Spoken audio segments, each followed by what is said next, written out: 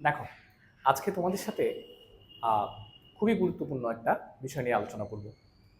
আমাদের আলোচনার বিষয় হলো সাধারণ গণিতের বৃত্ত চ্যাপ্টারের উপচাপ এবং অধিচাপ নিয়ে।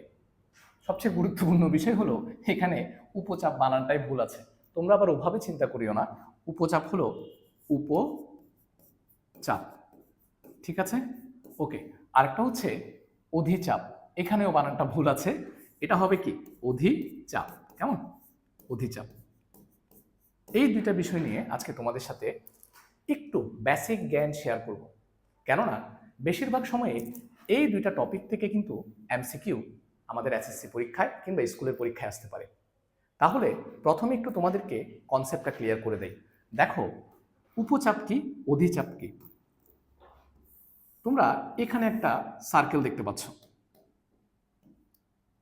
এই সার্কেলে আমি যদি দুইটা চাপ নেই, ধরো এই একটা চাপ আমি নিলাম, এটা হচ্ছে ছোট চাপ, রাইট? আর এই যে এটা হচ্ছে বড় চাপ। কোনটা? এটা হচ্ছে তোমার বড় চাপ। আর ঠিক এতটুকু অংশ, এই অংশটা হচ্ছে ছোট চাপ। অর্থাৎ ছোট চাপটা হলো, ছোট চাপটাকে বলা হয় তোমার উপচাপ, আর বড় চাপটাকে বলা হয় তোমার অধিচাপ। ঠিক একইভাবে এখানে খেয়াল করো, এই যে ধরো এই যে এখানে একটা ছোট চাপ আমরা নিলাম, এটা হচ্ছে তোমার উপচাপ। আর এই যে বড় অংশ, বড় যে চাপটা, সেটা হচ্ছে তোমার অধিচাপ। তো একটা বিষয় মনে রাখবে, আমি এভাবে দেখাই তোমাদেরকে। ধরো এই যে এই বিন্দু এবং এই বিন্দুটা, দুইটা বিন্দুর নাম দেই এ বি, ঠিক আছে? এখন আমি যদি অধিচাপের অভ্যন্তরে, অধিচাপের অভ্যন্তরে এই যে একটা কোণ অঙ্কন করি, দেখো অধিচাপের অভ্যন্তরে আমি একটা কোণ অঙ্কন করলাম। এই যে কোণটা, দেখো তো মোটামুটি এটা দেখে বোঝা যাচ্ছে এটা কিন্তু সূক্ষ্ম কোণ। আবার তুমি একইভাবে এখানে দেখো আরো কোণ অঙ্কন করতে পারো। বি প্রান্ত থেকে একটা রেখা টানো পরিধির উপরে, এখানে আরো একটা কোণ উৎপন্ন হলো, এই কোণটাও কিন্তু সূক্ষ্ম কোণ। আবার এখানে যদি তুমি আরো একটা রেখা টানো বি বিন্দু থেকে পরিধির উপরে, এই বিন্দু থেকে পরিধির উপরে, এখানেও একটা কোণ উৎপন্ন হলো, এটাও কিন্তু তোমার কি কোণ?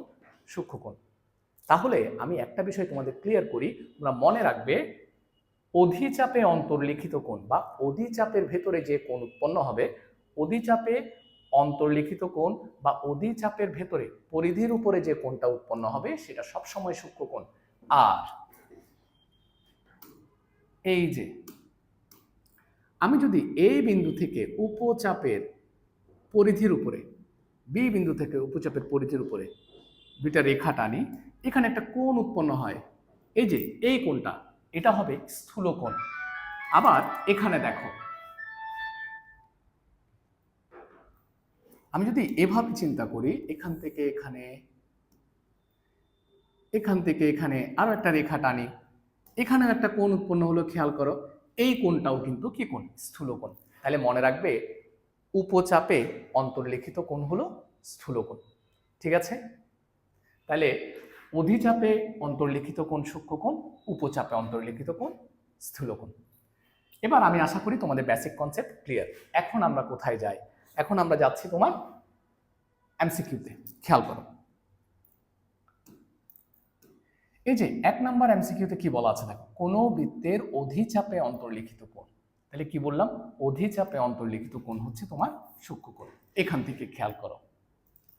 এরপরে আসো 2 নম্বরে, উপচাপে, তোমার উপচাপে অন্তর্লিখিত কোণ। কেমন? উপচাপে অন্তর্লিখিত কোণ হলো তোমার স্থূল কোণ। এই যে এই জায়গাটায় খেয়াল করো, ঠিক আছে? দুইটা এমসিকিউ আমাদের সলভড। এবার আসো আমরা এর পরেরটাতে যাই। পরের পেজে দুইটা এমসিকিউ আছে, এখানে কি বলে দেখি। কোন বৃত্তের উপচাপে অন্তর্লিখিত কোণ নিচের কোণটি হওয়ার সম্ভাবনা আছে। আমরা কি জানি? উপচাপে অন্তর্লিখিত কোণ হলো স্থূল কোণ। তার মানে এখানে যদি কোনো স্থূল কোণ দেওয়া থাকে, সেটাই হবে আমার অ্যান্সার। স্থূল কোণ বলো তো? 90 ডিগ্রি থেকে বড় কোণ স্থূল কোণ। এখানে 90 ডিগ্রি থেকে বড় কি আছে দেখো তো, এই যে ঘ নাম্বার। তাহলে এটাই হচ্ছে তোমার অ্যান্সার। উপচাপে সবসময় স্থূলকোণ হয়, তাহলে এখানে স্থূলকোণ আছে কোনটা 110 ডিগ্রি, তাহলে এটাই অ্যান্সার। এরপরে আসুন 4 নম্বরে কি বললো এখানে, বৃত্তের উপচাপের অনুবন্ধী চাপে, খুব খেয়াল করো, অনুবন্ধী চাপে অন্তর্লিখিত কোণ নিচের কোণটি। তোমরা সবাই জানো উপচাপের অনুবন্ধী চাপ হলো অধিচাপ, আর অধিচাপের অনুবন্ধী হলো কি উপচাপ। তাইলে উপচাপের অনুবন্ধী সেটা হচ্ছে কি অধিচাপ, তাইলে অধিচাপে অন্তর্লিখিত কোণ হবে, নিশ্চয়ই তোমরা জানো, সূক্ষ্মকোণ। অধিচাপের অন্তর্লিখিত কোণ কি হবে, সূক্ষ্মকোণ। এই যে কিছুক্ষণ আগে তোমাদেরকে দেখালাম এখানে। আমি আশা করি এই এমসিকিউগুলো তোমরা খুব ভালো মতো বুঝতে পেরেছো। যদি কোনো প্রবলেম হয় আমাকে জানাবে, আমি চেষ্টা করব এই বিষয়ে আরও ভিডিও দেওয়ার জন্য।